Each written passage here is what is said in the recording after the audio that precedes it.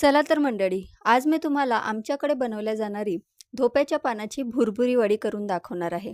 याला तुम्ही धोप्याच्या पानाचा झुणका सुद्धा म्हणू शकता. तर करायचं काय? मी इथे 4 धोप्याची पानं घेतलेली आहे. त्याला अशा पद्धतीने बारीक कापून घेतलेली आहे. त्याचबरोबर काही कांदे सुद्धा लांब-लांब कापून घेतलेले आहे. इथे मी मीडियम आकाराचे 2 कांदे घेतले होते.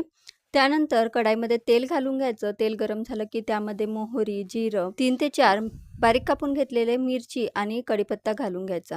याला छान फ्राय करून घ्यायचं. त्यानंतर कापून घेतलेला कांदा घालून घ्यायचा आणि याला ट्रान्सफर होईपर्यंत परतवून घ्यायचं. त्यानंतर यामध्ये चिरून घेतलेली धोप्याची पानं घालून घ्यायची आणि ही सुद्धा तेलामध्ये आधी आपल्याला परतवून घ्यायची आहे.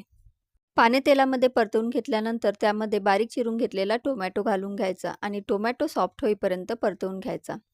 टोमॅटो सॉफ्ट झाल्यानंतर त्यामध्ये हळद, मिरची, धनेपूड आणि चवीनुसार मीठ घालून मसाले तेलात मिनिटभर होऊ द्यायचे आणि त्यानंतर यामध्ये बेसन पीठ घालून घ्यायचं.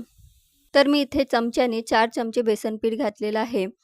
वाटीने म्हणाल तर पाऊण वाटी बेसन पीठ आहे. आता हे बेसन पीठ छान मिक्स करून घ्यायचं. सगळे मसाले याला व्यवस्थितपणे लागले पाहिजे आणि मिक्स करून झाल्यानंतर त्यावर झाकण झाकून 5 ते 10 मिनिटं होऊ द्यायची. 5 ते 10 मिनिटानंतर तुम्ही बघू शकता आपला झुणका मस्त तयार झालेला आहे. तुम्ही असा सुद्धा खाऊ शकता. मी यावर हाताने थोडा पाण्याचा भपका मारून याला पुन्हा 5 मिनिटाकरता झाकण झाकून पुन्हा होऊ देत आहे.